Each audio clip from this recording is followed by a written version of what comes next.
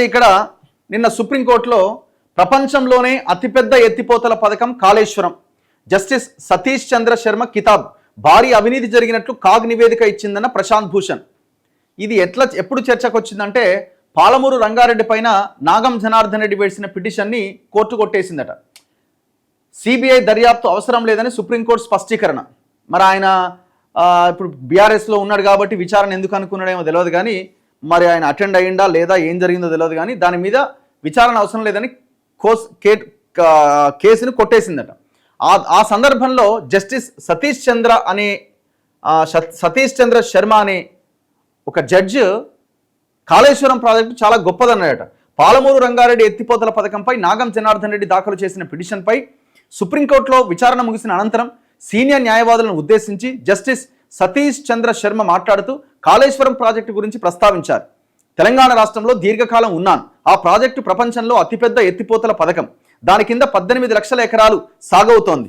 వరి సాగు పెరిగిపోవడంతో ఆ పంట సాగును ఆపేయాలని రాష్ట్ర ప్రభుత్వం రైతులపైన ఒత్తిడి తీసుకురావాల్సిన పరిస్థితి వచ్చిందని పేర్కొన్నారు.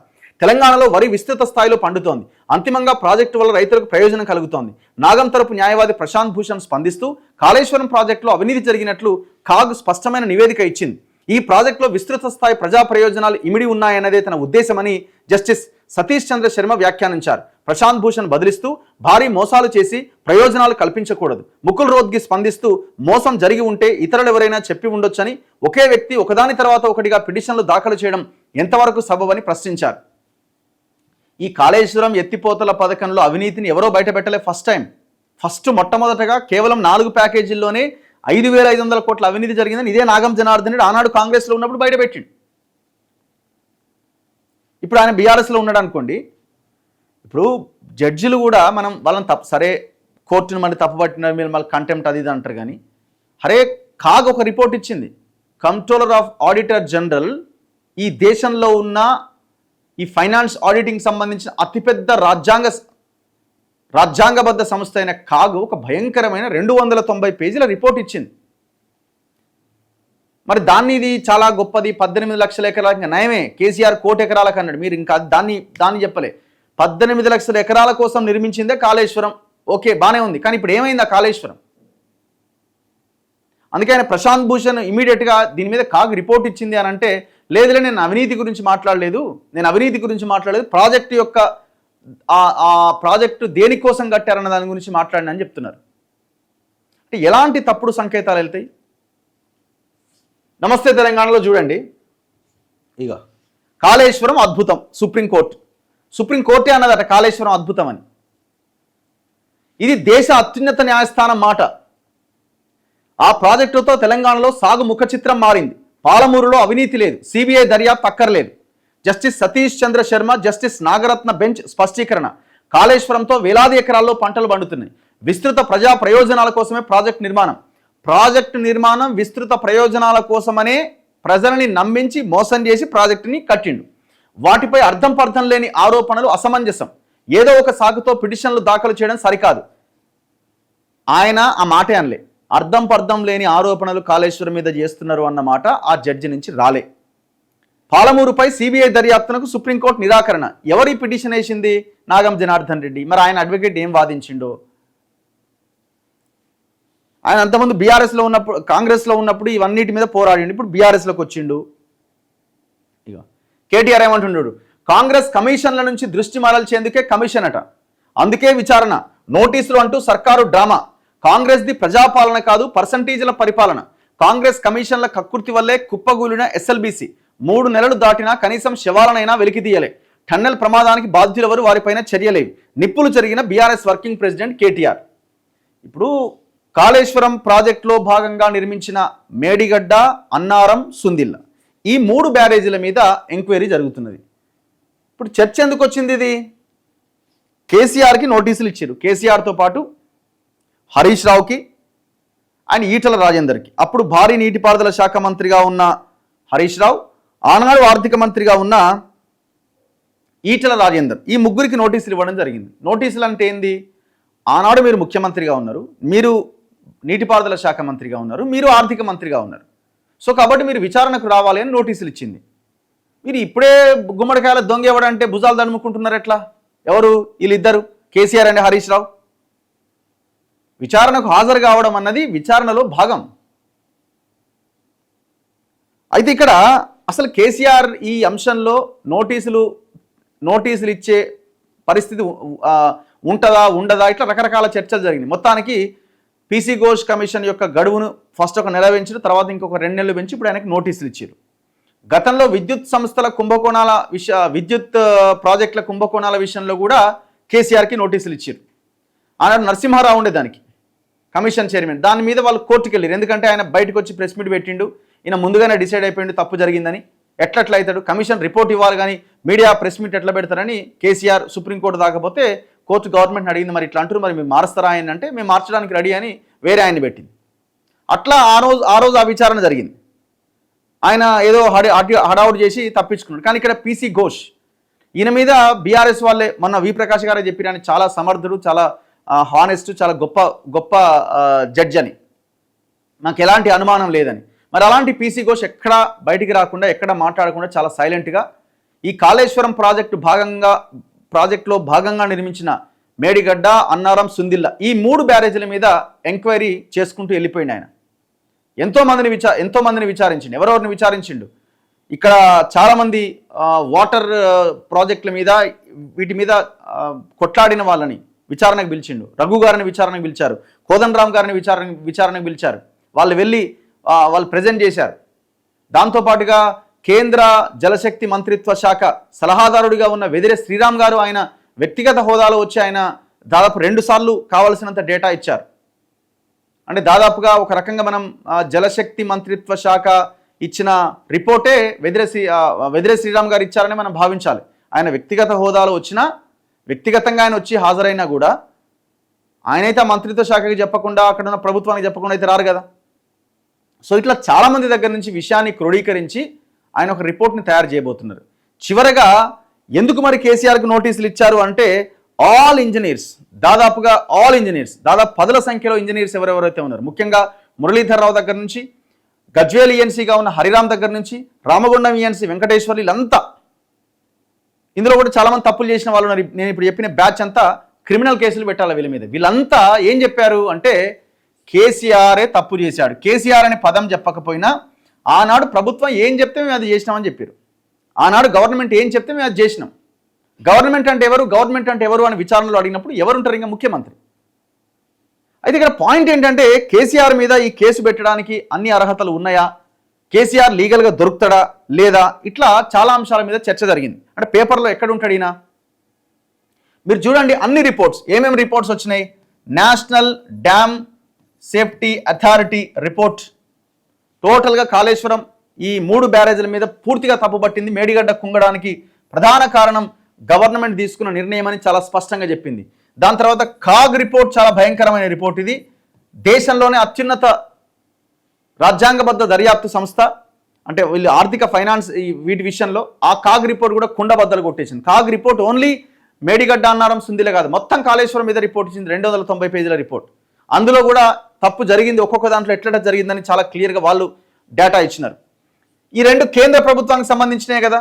సరే, రాష్ట్రానికి సంబంధించిన విజిలెన్స్ అనుకోండి, ఇదంటే ఇది ఇక్కడ గవర్నమెంట్ చెప్పినట్టు నడుస్తుందని అనుకున్నా.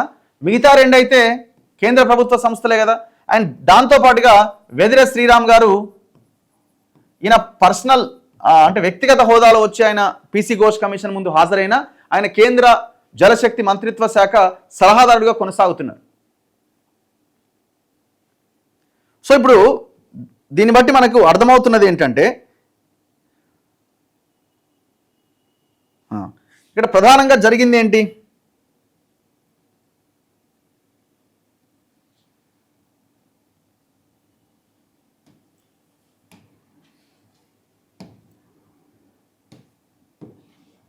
ఇది కాళేశ్వరం ప్రాజెక్టుకి సంబంధించిన ఒక చిన్న మ్యాప్ మనం గమనిస్తే, జస్టిస్ పీసీ ఘోష్ కమిషన్ కేసీఆర్ని ఏ రకంగా కార్నర్ చేయడానికి, అంటే కేసీఆర్ని ఇందులో ఇన్వాల్వ్ అవ్వడానికి గల అన్ని ఆధారాలను సేకరించిందా అంటే, ఒకటి, ఇందులో అందరూ ఇంజనీర్లు, అందరూ ప్రభుత్వం చెప్పినట్టుగా, ముఖ్యమంత్రి చెప్పినట్టుగా మేము చేసినామని చెప్పడం జరిగింది. నెంబర్ 1. నెంబర్ 2, ఇందులో ప్రధానంగా తీసుకున్న ప్రాతిపదిక ఏంటంటే, మూలం ఎక్కడుంది అని అంటే, యాక్చువల్గా ప్రాణహిత చేవెళ్ళ ప్రాజెక్ట్ లో భాగంగా ఆనాడు కాంగ్రెస్ గవర్నమెంట్ హయాంలో తుమ్మిడిహెట్టి నుంచి ఎల్లంపల్లికి నీళ్లు తీసుకురావాలన్నది వీళ్ళ ప్లాన్, రైట్.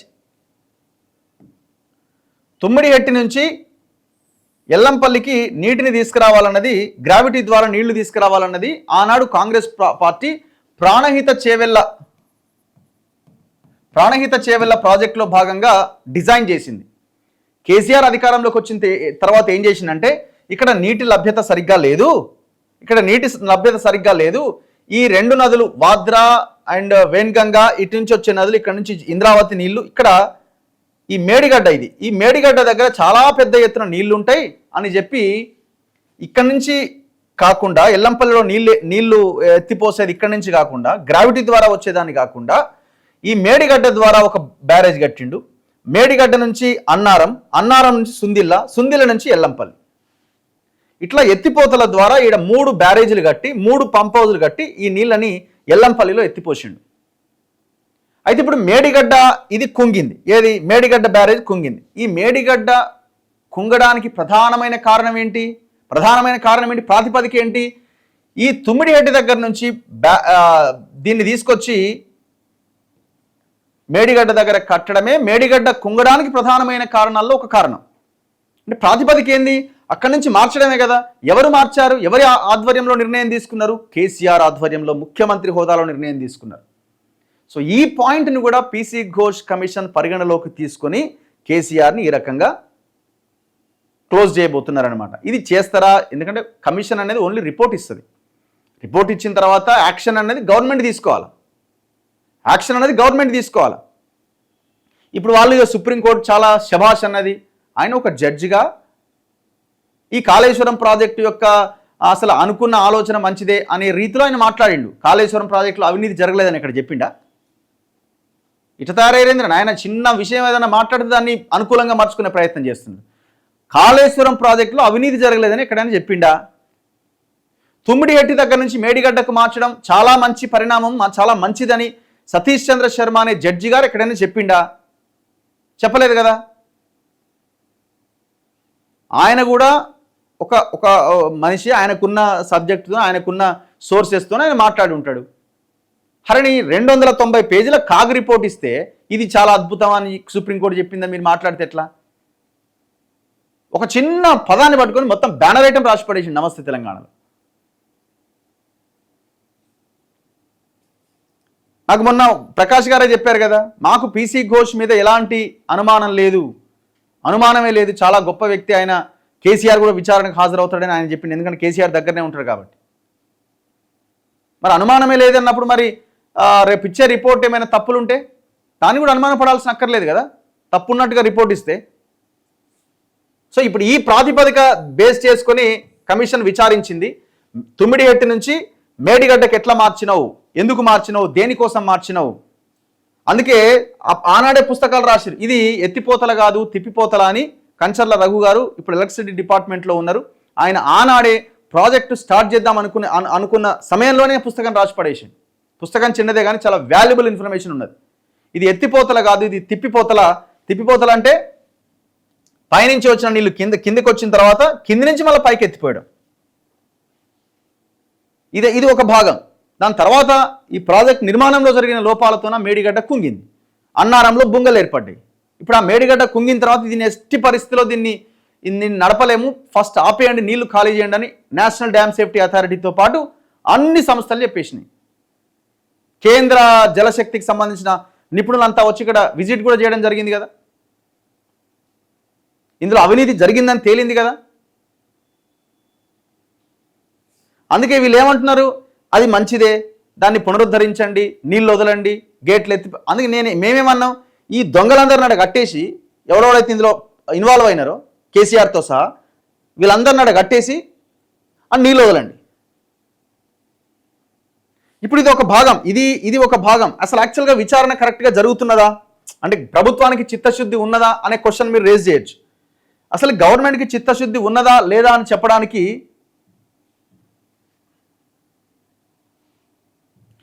ఎండింగ్ ఏది,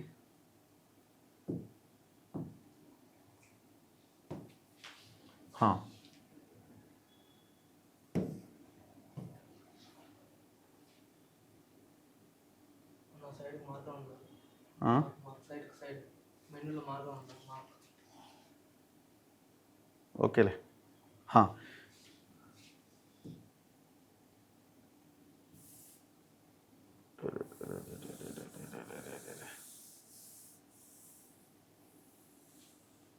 అండ్ రెండో ప్రధానమైన అంశం ఏంటంటే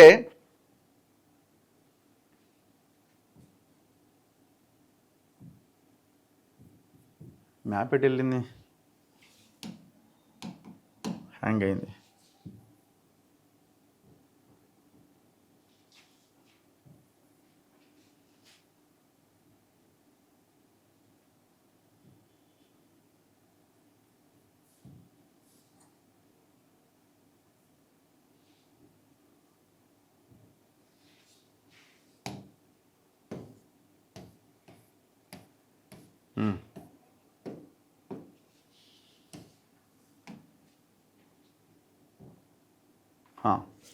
ఇక్కడ ఇంకొక రెండో ప్రధానమైన అంశం ఏంటంటే ఈ విచారణ ఎంతవరకు పర్ఫెక్ట్గా జరుగుతుంది.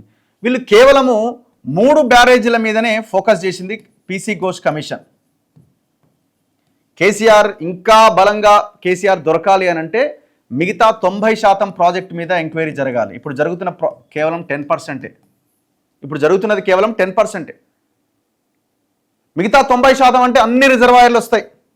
అండ్ దట్టు ఈ మేడిగడ్డ కుంగడానికి జస్ట్ ఒక 1 year బ్యాక్ మునిగిపోయిన బాహుబలి మోటార్లున్న ఈ పంప్ హౌజ్లు ఏవైతే ఉన్నాయో, లక్ష్మీ పంప్ హౌజ్ అని, మేడిగడ్డ పంప్ హౌజ్ అని, ఏదైనా ఒకటే, ఆయన అన్నారం పంప్, ఇట్లా ఈ పంప్ హౌజులు మొత్తం మునిగిపోయినాయి. ఈ పంప్ హౌజులు ఎందుకు మునిగినాయి అన్న దాని విషయంలో ఇంతవరకు ఎంక్వైరీ లేదు. ఎవరు కట్టిరు దీన్ని? మెగా కృష్ణారెడ్డి కట్టిండు. ఇక అందులోకి పోతే మనకి డబ్బులు ఇచ్చింది కదా, మనం ఇరికిపోతామే అని చెప్పి ఈ కేంద్ర రాష్ట్ర ప్రభుత్వాలు చూసి చూడనట్టుగా వదిలేస్తున్నాయి. సో అందుకే ఈ కేసీఆర్ ఈ విచారణలో దొరికిపోయిందా లేదా అన్నదానికి 100% దొరికిపోయిండు. రేవంత్ రెడ్డి ఈ అంశంలో ఒకవేళ దీని మీద క్రిమినల్ చర్యలు కానీ ఇంకొక రకమైన చర్యలు కానీ కమిషన్ ఇచ్చిన నివేదిక ఆధారంగా తీసుకోకపోతే ఇంతకు మించిన దుర్మార్గం ఇంకొకటి ఉండదు. ఓపెన్గా all engineers, CAG report, NDSA report తప్పు జరిగిందని తేలిన తర్వాత యాక్షన్లోకి దిగాల్సిందే. అండ్ దాంతోపాటు 90% మిగతా ప్రాజెక్ట్ మల్లన్న సాగర్, కొండపోచమ్మ సాగర్, రిజర్వాయర్లు, టన్నెళ్ళు, ఈ రంగనాయక సాగర్, అందులో జరిగిన భూముల లావాదేవీలు, ఈ మొత్తం దాని మీద కూడా ఎంక్వైరీ జరగాలి. మీరు 10% జరిపిన విచారణలోనే అడ్డంగా దొరికిపోయారు వీళ్ళు. తుమ్మిడిహెట్టి నుంచి మేడిగడ్డకి ఎందుకు మార్చారు అన్న దాని విషయంలోనే PC Ghosh commission already enquiry చేసి దాన్ని ప్రధానంగా ఫోకస్ చేసింది. ఎందుకు కుంగింది ఏంది అన్నది ఒక భాగము, తుమ్మిడిహెట్టి నుంచి మేడిగడ్డకి ఎందుకు తీసుకొచ్చారు అన్నది ఇంకొక భాగం. అదే అసలు మేజర్ పార్ట్. తుమ్మిడిహెట్టి నుంచి మేడిగడ్డకు తీసుకురావడంలోనే అసలు కుట్ర దాగి ఉన్నది. ఎల్లంపల్లికి తుమ్మిడిహెట్టి నుంచి గ్రావిటీ ద్వారా వెళ్ళే నీళ్ళని కిందికి తీసుకొచ్చి కింది నుంచి ఎత్తిపోయడం అంటే ఎంతమందికి లబ్ధి చేకూర్చారు, ఏమేం చేశారు? సో దీన్ని ప్రాతిపదికగా తీసుకొని విచారణ చేయడంలోనే కేసీఆర్ అడ్డంగా దొరికిపోయాడు. మరి ఇప్పుడు విచారణకు హాజరవుతాడా లేదా అన్నది చూడాలి. మళ్ళా ఆయన ఇది ఆయన అది మళ్ళీ సుప్రీంకోర్టుకు పోతాడా, ఏం జరుగుద్దన్నది చూడాలి. సో ఇక్కడ ఆనాడు భారీ నీటిపారుదల శాఖ మంత్రిగా ఉన్నారు హరీష్ రావు. సో ఆయన నీటిపారుదల శాఖ మంత్రిగా ఉండి ఆయన దీంట్లో ఉన్నాడు. ఆయన కూడా అవుట్ రైట్గా ఇందులో ఇన్వాల్వ్ అయి ఉన్నాడు. ఆయన కూడా బాగా సంపాదించండి ఈ టోటల్ ఈ కాళేశ్వరం ద్వారా వచ్చిన డబ్బులతోటి. ఈ డబ్బులు ఒక ప్రైవేట్ హాస్పిటల్లకు కూడా పోయినాయి. అంటే ఈ డబ్బుల ద్వారా సంపాదించిన సొమ్ము ఈ తెలంగాణలో ఉన్న అతిపెద్ద ప్రైవేట్ హాస్పిటల్ అయిన యశోద లాంటి హాస్పిటల్ కూడా ఈ పెట్టుబడులు పోయినాయి. డౌటే లేదు అందులో. ఆ కాళేశ్వరం ప్రాజెక్టు నిధులతోటే మన డబ్బులతోనే హాస్పిటల్ అన్ని వేల కోట్లకు ఎదిగింది ఇవాళ. మరి చూడాలి ఎంక్వైరీ ఎంతవరకు ముందుకు సాగుతుంది ఏంటి అన్నది. ఇప్పటికే మీరు ఫార్ములా కార్ రేసింగ్ ఇష్యూ ఏం చేసిరు, టానిక్ లిక్కర్ కుంభకోణం ఏం చేసిరు చెప్పండి ఒకసారి.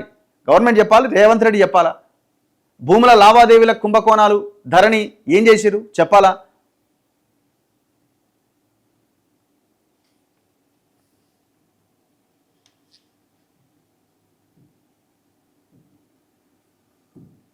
సో ఇట్లా ఈ ఎంక్వైరీ విషయంలో విచారణ నడుస్తున్నది. మరి ఆయన ఎప్పుడు హాజరవుతారు ఏందన్నది చూడాలి. రాజకీయ దురుద్దేశంతోనే కేసీఆర్కు నోటీస్ ఇవ్వడం కూడా దురుద్దేశం అయితే ఎట్లా అండి? నోటీస్ ఇచ్చి విచారణకు హాజరు కావాలి. మీరు లేదా ఇప్పుడు ఆల్ ఇంజనీర్స్ అంతా కేసీఆర్ చేయమంటే చేసినామని చెప్పారు. మరి వాళ్ళు ఇదా? ఎందుకు ఇంజనీర్లు ఆ మాట చెప్పారు తెలుసా? విద్యుత్ కుంభకోణాలకు సంబంధించిన దాంట్లో ఈ భద్రాద్రి ఎట్లా కట్టిరు, యాదాద్రి ఎట్లా కట్టిరు అని అంటే మాకేం తెలుసా, ఇంజనీర్లు చెప్తే మేము చేసినాం, అధికారులు చెప్పిన దాన్ని మేము ఫాలో అయినామని వాళ్ళ మీదకి దోషేసిండు. బిడ్డ నువ్వు ఇంత పనుకున్నావు అని చెప్పి వీళ్ళు మొత్తం ఈ కాళేశ్వరం దాంట్లో ఇంజనీర్లు అంతా మూకుమ్మడిగా కేసీఆర్ పేరు చెప్పేసారు. రాజకీయ దురుద్దేశం ఏంది? మొత్తం మింగిన తర్వాత నోటీసులు ఎన్నిచ్చినా ఎదుర్కొంటాం, చట్టాలు న్యాయ వ్యవస్థ పైన నమ్మకం ఉంది. కాంగ్రెస్ బీజేపీ నాటకంలో భాగంగానే కేసీఆర్కు నోటీసులు. BRS working president KTR. విచారణ ఎదుర్కోవా? విచారణ ఎదుర్కొనే దానికి మళ్ళీ నోటీసులు, దానికి ఇచ్చిరు దీనికి ఇచ్చిరు, దొంగతనం అంతా చేసి మొత్తం పైసలు దొబ్బి 1,00,000 కోట్లు. కాళేశ్వరం కమిషన్ రిపోర్ట్లో ఏముంది, ఎందుకంత భయం? బీఆర్ఎస్ నాడు చెప్పుకున్న గొప్పలేంటి? జ్యుడిషియల్ కమిషన్ విచారణలో తేలిందేంటి? అసలు విషయాలు బట్టబయలు అయినట్టేనా? స్వేచ్ఛ ఎక్స్క్లూజివ్ రిపోర్ట్. గులాబీ అటాక్. కేసీఆర్కు నోటీసులపై మండిపాటు. రాష్ట్ర కేంద్ర ప్రభుత్వాలపై మాటల తూటాలు. కమిషన్లు విచారణ పేరుతో కాలయాపనంటూ ఫైర్. అసలు ఏం జరుగుతుందో అని పార్టీ క్యాడర్లో చర్చ. బెదిరిస్తే భయపడ, నీ చిట్టా అంతా మా చేతిలో ఉంది. కాళేశ్వరం కమిషన్ విచారణకు హాజరవుతా. సీఎం రేవంత్ రెడ్డిపై ఎంపీ ఈటల ఆగ్రహం. కేసీఆర్ వ్యక్తి కాదు శక్తి. మాజీ మంత్రులు గంగుల శ్రీనివాసరావు. అదే శక్తి అంటున్నాం మేము కూడా, కాకపోతే అది అరాచక శక్తి. ఆ అరాచక శక్తి తెలంగాణ మీద పడి మొత్తం ఒక రకంగా చెప్పాలంటే గ్యాంగ్ రేప్ చేసి పడేసింది. ఎవరు? కేసీఆర్ అనే కుటుంబం అంతా కలిసి. శక్తే అది కూడా ఒక శక్తే, కాకపోతే అది నెగిటివ్ శక్తి, ఒక అరాచక శక్తి, దుర్మార్గపు శక్తి. ఇప్పుడు కంట్రోలర్ ఆఫ్ ఆడిటర్ జనరల్ అనే ఒక రాజ్యాంగబద్ధ సంస్థ 290 పేజీల భయంకర రిపోర్ట్ని ఆనాడే ఇచ్చేసింది కదా. ఎక్కడుంది ఇది? మన దగ్గర ఉండాలి.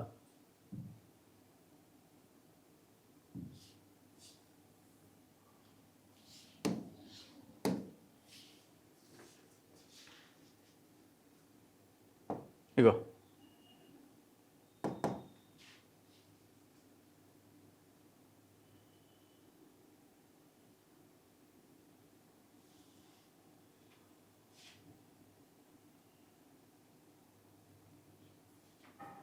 కాళేశ్వరం పైన కాగ్ ఇచ్చిన రిపోర్ట్, తెలుగు ట్రూ ట్రాన్స్లేషన్. ఇది చూడండి ఒకసారి. ఇది టోటల్ 290 పేజీలు, 256 పేజీల రిపోర్ట్. ఇది కాదా? కాళేశ్వరం ప్రాజెక్టు పనితీరుపై భారత కంట్రోలర్ మరియు ఆడిటర్ జనరల్ నివేదిక. ఉత్తగానే వీళ్ళు ఇంట్లో కూర్చొని రాసిచ్చారు. అది కాగు ఇంట్లో కూర్చొని రాసి, ఇదే కాగ్ని ఉటంకిస్తూ ఎన్నోసార్లు మొన్న బడ్జెట్ సమావేశాల్లో కూడా ఇదే బీఆర్ఎస్ ఇదే ఇట్లాంటి కాగ్ రిపోర్ట్స్ను ఉపయోగించి మాట్లాడింది కదా. వీళ్ళేమైనా తప్పులు రాస్తారా?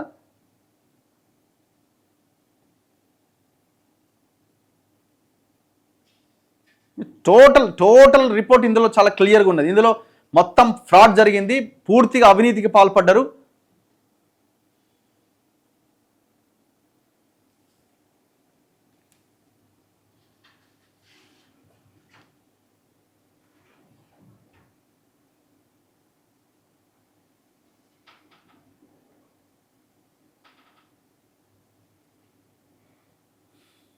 ఇగో ప్రాజెక్టులోని అన్ని పంపులు ఏకకాలంలో పనిచేసే అవకాశం ఉన్న సమయంలో అవసరమయ్యే గరిష్ట విద్యుత్ శక్తి డిమాండ్ రాష్ట్రం మొత్తం మీద వినియోగించిన రోజువారీ సగటు విద్యుత్ శక్తి కంటే అధికం.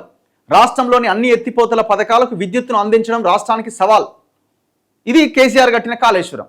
ఇంతకుముందు చెప్పిన కదా, తుమ్మిడిహెట్టి నుంచి మేడిగడ్డకు తీసుకురావడం అంటేనే దానికి కరెంటు కావాలి. ఎంత కరెంటు కావాలా, ఎంత మెయింటెనెన్స్ కావాలా? ఈ రాష్ట్రం మొత్తానికి వాడే కరెంటు అన్ని పంపులు ఆన్ చేస్తే ఈ రాష్ట్రం మొత్తానికి వాడే దానికంటే మించిపోతుందట. అంత పవర్ కావాలా? ఎవడు కట్టాలి మరి బిల్లు? ఇప్పటికే 1000 కోట్లు పెండింగ్లో ఉన్నది. ఈ ప్రాజెక్టు కింద 18,26,000 ఎకరాల కొత్త ఆయకట్టు లక్ష్యంగా పెట్టుకున్నప్పటికీ ఇంతవరకు అప్పగించిన, అంటే 2022 మార్చి నాటికి జరిగిన పనుల్లో కేవలం 14 లక్షల ఎకరాలకు సంబంధించిన డిస్ట్రిబ్యూటరీ వ్యవస్థ మాత్రమే అభివృద్ధి చేశారు. ఈనాటి కూడా ఇంకా కాలువలు పెండింగ్లోనే ఉన్నాయి. ఇట్లా వీళ్ళు టోటల్గా ఎక్కడెక్కడ అవినీతి జరిగింది, ఎట్లెట్లా జరిగింది అన్న దాని విషయంలో చాలా అద్భుతమైన రిపోర్ట్ని వాళ్ళు తయారు చేయడం జరిగింది. CAG report. ఇంతకంటే రిపోర్ట్ ఏం కావాలా? సో ఇప్పుడు ఈ రిపోర్ట్ను కూడా పీసీ ఘోష్ కమిషన్ పరిగణలోకి ఖచ్చితంగా తీసుకునే అవకాశం ఉంది. దీని మీద చెప్పండి. బీఆర్ఎస్ లీడర్లంతా కాగ్ రిపోర్ట్ మీద మాట్లాడండి.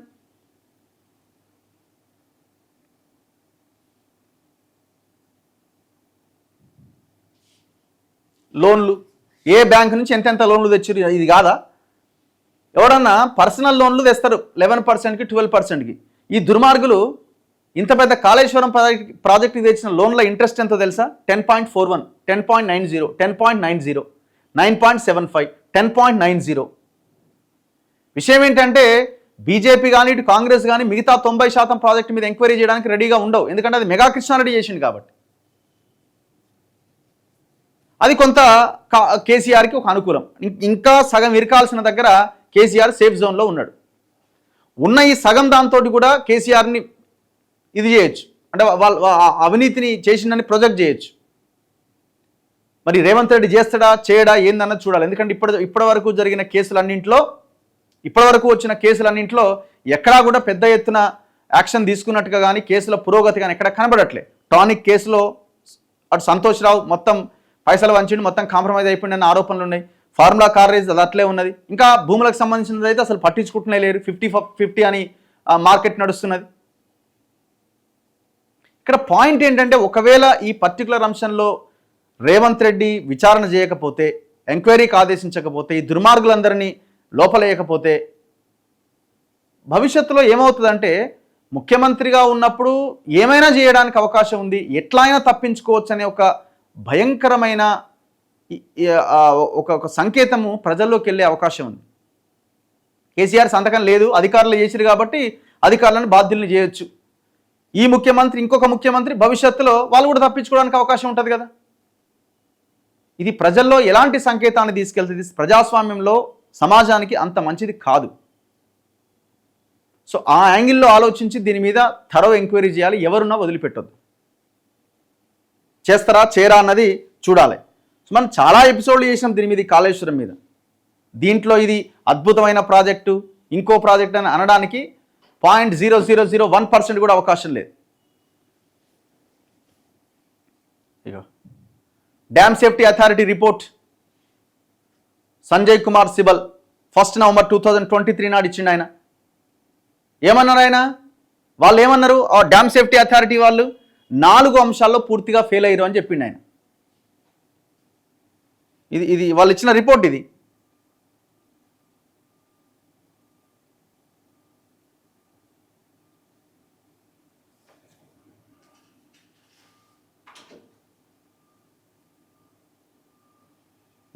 the 2 barrages constructed upstream of Medigadda under the Kaleshwaram project, Annaram and Sundilla barrages, have similar designs and construction methodologies, making them prone to similar failure modes.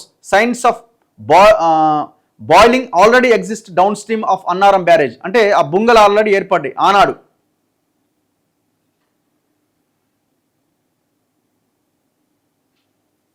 National dam safety ఇంతకుముందు అని చెప్పింది CAG report. ఇంకేం కావాలా?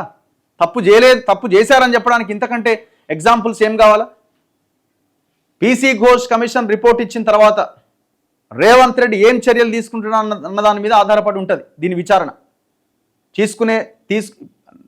అది ఎవరికి positive అవుతుంది, పొలిటికల్గా ఎవరికి ఇబ్బంది పెడితే ఏందనేది పక్కన పెడితే అవినీతి మీద యాక్షన్ తీసుకోవాల్సిందే. తీసుకోవడానికి అన్ని రకాల ఆధారాలు రేవంత్ రెడ్డి ముందు ఉంటాయి, దాంట్లో డౌటే లేదు. మరి తీసుకుంటాడా? తీసుకోకపోతే ఖచ్చితంగా ఈయన కాంప్రమైజ్ అయ్యిందని ఇదే మీరు ఒకవేళ పొలిటికల్గా ఇంకేమన్నా జరగవచ్చు అన్న ఆలోచన చేసినా, పొలిటికల్ యాంగిల్లో ఆలోచించి యాక్షన్ తీసుకోకపోయినా అది మిమ్మల్ని డ్యామేజ్ చేస్తుంది, దాంట్లో డౌటే లేదు. మీరు కాంప్రమైజ్ అయ్యారని జనాలు అనుకుంటారు. మరి ఆ అపవాదిని మూటగట్టుకోకుండా యాక్షన్ తీసుకుంటాడా లేదా అన్నది మనం భవిష్యత్తులో చూడాలి.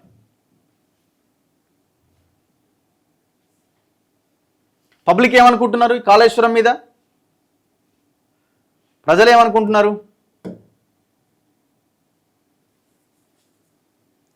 ఇన్ని రోజులైంది ప్రభుత్వం వచ్చి మాకు కొత్త ఆసరా పెన్షన్ ఇస్తామని ఇవ్వట్లేదు. ప్రభుత్వం శంకరయ్య గారు అడుగుతున్నారు, ఆసరా పెన్షన్ వస్తలేదట. మరి కొత్త పెన్షన్లు ఎప్పుడు ఇస్తారు? పెంచుడు తర్వాత ఉన్న వాళ్ళకే వస్తలేదట. 8,000 పుస్తకాలు చదివిన విధ్వంసకర దోపిడీ పిశాచట కేసీఆర్. జనం అంటారు, కొండలరెడ్డి గారు చెప్తున్నారు.